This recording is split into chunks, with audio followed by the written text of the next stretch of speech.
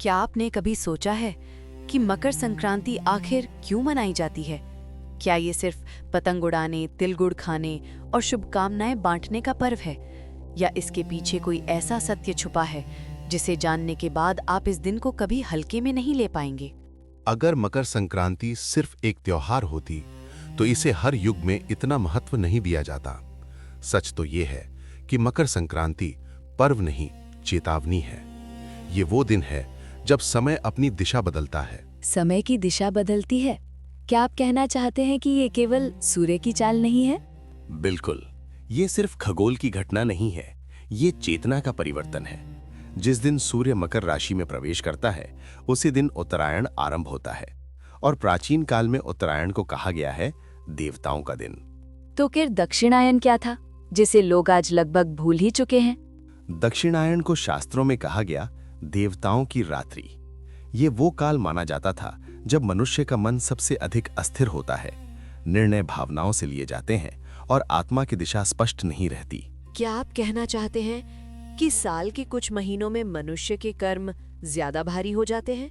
हाँ, और यही कारण है कि मकर संक्रांति इतना गंभीर पर्व माना गया।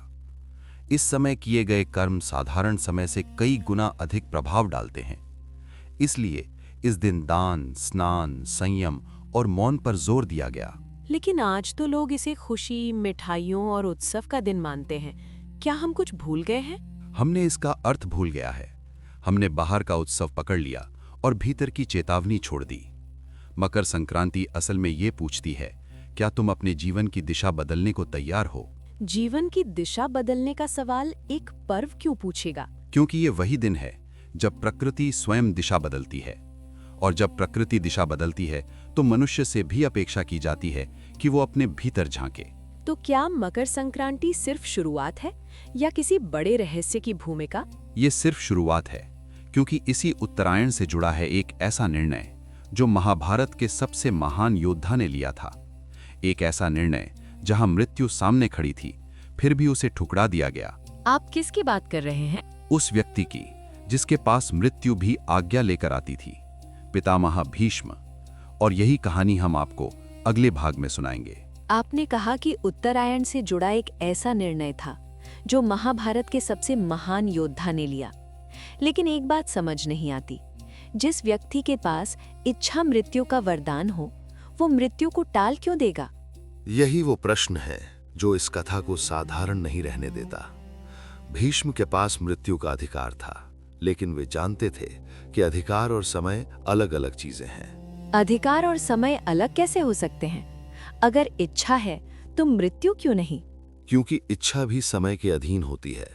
भीष्म जानते थे कि मृत्यु केवल कष्ट से मुक्ति नहीं है, वो आत्मा की दिशा तय करने वाला क्षण है। तो क्या वे कष्ट से नहीं डरते थे? शरशैया पर पड़े रहना, क्या ये असहनीय नहीं था? कष्ट उनके लिए समस्या नहीं था, गलत समय पर लिया गया निर्णय समस्या था। उनका शरीर बाणों से छलनी था, लेकिन मन पूरी तरह जागृत। लेकिन युद्ध तो लगभग समाप्त हो चुका था, अधर्म हार चुका था, फिर प्रतीक्षा क्यों? क्योंकि अधर्म का अंत युद्ध से होता है, लेकिन समय का संतुलन युद्ध से नहीं बदलता। उस समय सूर्य दक्षिणायन में था, और दक्षिणायन को प्राचीन काल में चेतना का निम्न चरण माना गया। क्या सच में सूर्य की दिशा मनुष्य की चेतना को प्रभावित करती है? प्राचीन ऋषियों का यही विश्वास था। दक्षिणायन में मन भय और भावनाओं से संचालित होता है, उत्तरायण में बुद्धि, संतुलन और स्पष्टता बढ़ती है। तो क्या भीष्म ये मानते थे कि दक्षिणायन में देह त्याग करना आत्मा के लिए सही नहीं है? हाँ, उनका मानना था कि जीवन भर धर्म का पालन करने वाला व्यक्ति अंत समय में अधूरा निर्णय नहीं ले सकता। यानी मृत्यु को भी सही समय की प्रतीक्षा करनी चाहिए। बिल्कुल। इसीलिए जब युधिष्ठिर ने पूछा कि आप मृत्यु क्यों नहीं स्वीकार कर लेते, तो भीष्म ने कहा था, मृत्यु भी समय का पालन करती है। ये सुनकर पांडव क्या समझ पाए होंगे? वे चकित थे, क्योंकि उनके लिए मृत्यु दुख से मुक्ति थी और भीष्म के लिए मृत्यु एक अनुशासन। तो क्या वे मकर संक्रांति की प्रतीक्षा कर रहे थे? हाँ, क्योंकि मकर संक्रांति सिर्फ एक तिथि नहीं है, वो क्षण है जब सूर्य उत्तर की ओर मुड़ता है, और वही क्षण भीष्म के लिए सही था। क्या यही कारण है कि उन्होंने दिन गिने, रातें सही और शरशैया पर पड़े रहे? हाँ, क्योंकि वे मृत्यु नहीं टाल रहे थे, वे सही समय का सम्मान कर रहे थे। तो क्या भीष्म की शरशय्या केवल पीड़ा की शैया थी? नहीं, वो प्रतीक्षा की शैया थी, संयम की परीक्षा थी, और ये संदेश था कि महानता केवल जीतने में नहीं, सही समय पर रुकने में भी होती है। और यही संदेश मकर संक्रांति हमें देती है। यही तो शुरुआत है, क्योंकि मकर संक्रांति केवल समय बदलने का पर्व नहीं, आत्मा की दिशा बदलने का संकेत है। तो फिर असली प्रश्न ये है, उत्तरायण आते ही आत्मा के साथ क्या बदलता है? यही रहस्य अब अगले भाग में खुलेगा। आपने कहा कि उत्तरायण में आत्मा की दिशा बदलती है, लेकिन ये कैसे संभव है? क्या आत्मा भी समय और सूर्य से प्रभावित होती है? प्राचीन दर्शन के अनुसार आत्मा स्वयं शुद्ध होती है, लेकिन उसकी यात्रा परिस्थितियों से प्रभावित होती है।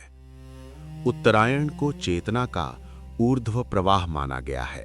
ऊर्ध्व प्रवाह से आपका क्या अर्थ है? क्या ये केवल प्रतीकात्मक है?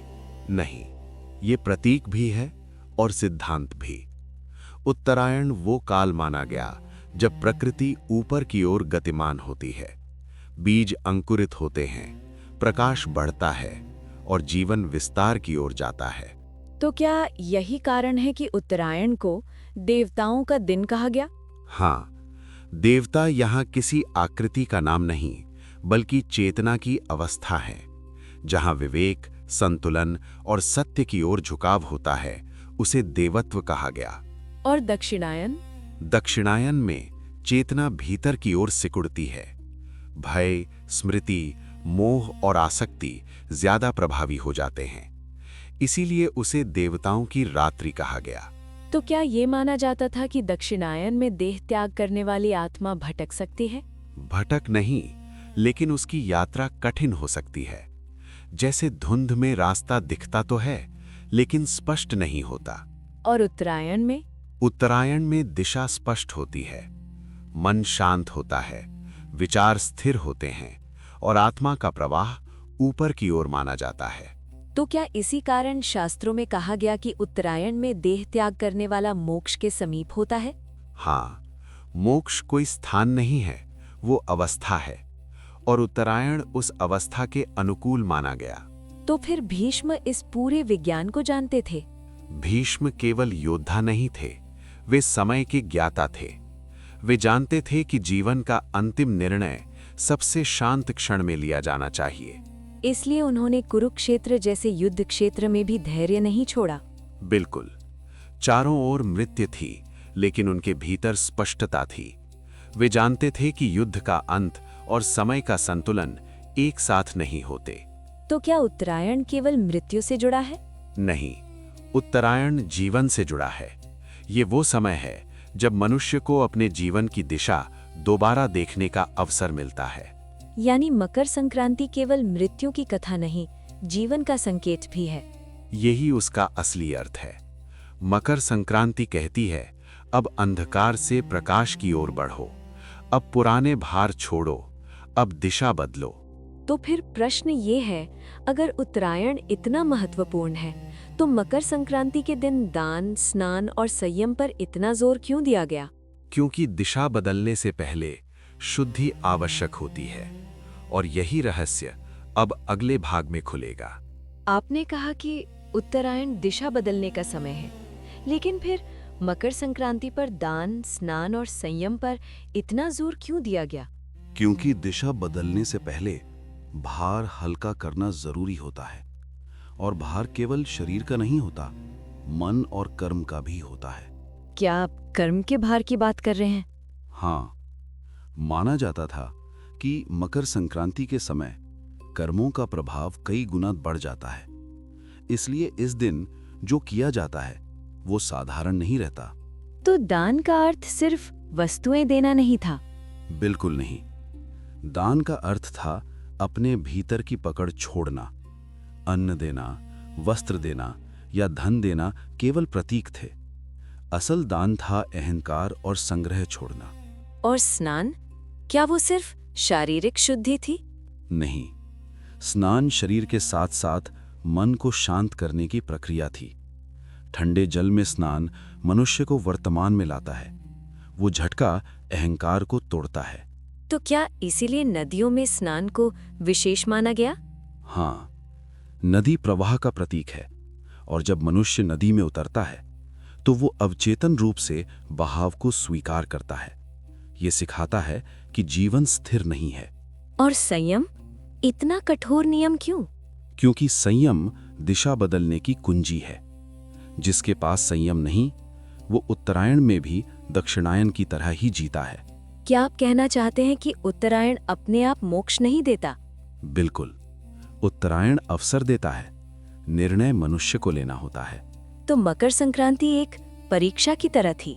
हाँ, ये परीक्षा पूछती थी, क्या तुम अपने कर्म हल्के कर सकते हो?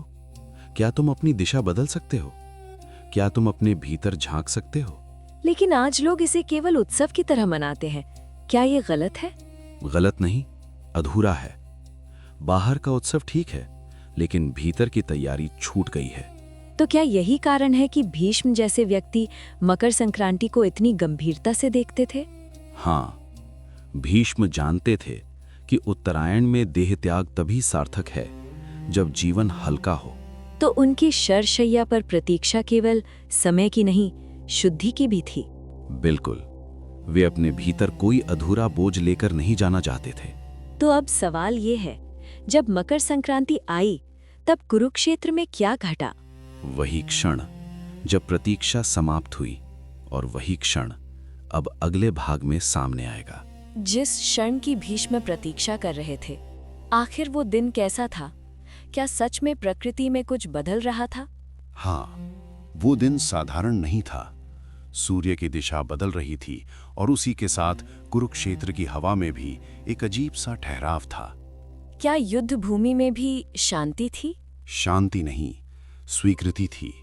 युद्ध समाप्त हो चुका था, लेकिन समय का निर्णय अभी शेष था। उस समय भीष्म कहाँ थे? वे उसी शरशैया पर थे जहां वे कई दिनों से पड़े थे, पर अब वो शैया पीड़ा की नहीं, पूर्णता की प्रतीक बन चुकी थी। क्या पांडव उनके पास मौजूद थे? हाँ, युधिष्ठिर, अर्जुन और अन्य पांडव उनके चारों ओर खड़े थे। सब जानते थे कि अब वो क्षण निकट है। क्या अर्जुन की आंखों में अपराध बोध था? लेकिन भीष्म के मन में कोई आरोप नहीं था। उन्होंने कभी अर्जुन को दोष नहीं दिया, क्योंकि उनके लिए व्यक्ति नहीं, धर्म महत्वपूर्ण था। और श्री कृष्ण, क्या वे भी वहां थे? हाँ, कृष्ण वहां थे। वे जानते थे कि ये केवल एक योद्धा का अंत नहीं, एक युग का समापन है। क्या भीष्म ने अंतिम क्षण में कुछ कहा? उन्होंने बहुत कुछ कहा, लेकिन शब्दों से अधिक उनकी शांति बोल रही थी। उन्होंने कहा, अब समय अपने स्थान पर लौट आया है। क्या यही संकेत था कि उत्तरायण प्रारंभ हो चुका है? हाँ, सूर्य की पहली किरण उत्तर की ओर बढ़ चुकी थी। मकर संक्रांति का आरंभ हो चुका था। तो क्या भीष्म ने तुरंत देह त्याग किया? नहीं, उन्होंने पहले मन को पूर्ण शांत किया। उन्होंने गंगा को स्मरण किया, धर्म को प्रणाम किया और अपने भीतर कोई शेष बोझ नहीं छोड़ा। और फिर उन्होंने पूरी चेतना के साथ इच्छा मृत्यु का वर्ण किया। न कोई भय, न कोई हड़बड़ी। कहा जाता है उस समय वातावरण में कुछ असामान्य हुआ। कहा जाता है कि आकाश में अद्भुत शांति छा गई। ऋषियों की आंखों से आंसू बह निकले। और श्री कृष्ण ने मस्तक झुका लिया, क्योंकि वे जानते थे कि समय का एक अध्याय समाप्त हो चुका है। तो क्या यही कारण है कि मकर संक्रांति सिर्फ उत्सव नहीं मानी जाती? हाँ, क्योंकि ये दिन हमें याद दिलाता है कि सही समय पर लिया गया निर्णय ही मुक्ति देता है। लेकिन आज हम इस दिन से क्या सीख सकते हैं? यही प्रश्न अब अंतिम भाग में पूरी तरह स्पष्ट होगा। अब जब भीष्म की कथा पूरी हो चुकी है, तो एक अंतिम प्रश्न बचता है, इस पूरी कहानी का आज के मनुष्य से क्या संबंध है? इस कथा का संबंध हर उस व्यक्ति से है जो जीवन में किसी मोड़ पर खड़ा है। मकर संक्रांति हमें यही याद दिलाती है कि समय केवल बीतता नहीं, वो संकेत भी देता है। लेकिन आज का मनुष्य इन संकेतों को क्यों नहीं देख पाता? क्योंकि वो केवल बाहर देखता है, भीतर नहीं। हम पर्व मनाते हैं, लेकिन आत्मचिंतन नहीं करते। तो क्या आज की मकर संक्रांति अधूरी रह जाती है? अगर वो केवल पतंग और मिठाइयों तक सीमित है तो हाँ, लेकिन अगर वो अपने जीवन की दिशा बदलने का क्षण बने तो वही सच्ची मकर संक्रांति है। दिशा बदलने से आपका क्या अर्थ है? गलत आदतों से हटना, अधूरे कर्मों को स्वीकार करना और ये समझना कि हर सही काम हर समय पर सही नहीं होता। यानी समय की समझ सबसे बड़ा धर्म है? बिल्कुल। जो समय को समझ गया वो कर्म को भी समझ गया, और जो समय को नहीं समझ पाया वो सही होते हुए भी भटक सकता है। तो भीष्म की सबसे बड़ी शिक्षा क्या है? ये कि धैर्य कमजोरी नहीं है, प्रतीक्षा हार नहीं है। सही समय की प्रतीक्षा सबसे बड़ा साहस है। क्या ये संदेश केवल मृत्यु से जुड़ा है? नहीं, ये जीवन से जुड़ा है। हर दिन हम किसी न किसी निर्णय के सामने खड़े होते हैं। तो मकर संक्रांति हमें क्या चेतावनी देती है? ये चेतावनी देती है कि अगर तुम समय के संकेतों को अनदेखा करोगे तो समय भी तुम्हारी अनदेखी करेगा। और अगर कोई समझ ले तो वो केवल पर्व नहीं मनाता, वो स्वयं को रूपांतरित करता है।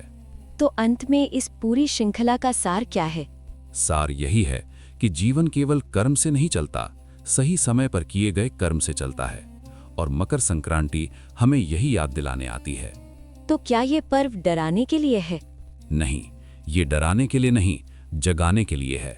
और जो जाग गया वही वास्तव में मुक्त हुआ। तो क्या यही है मकर संक्रांति का अंतिम सत्य?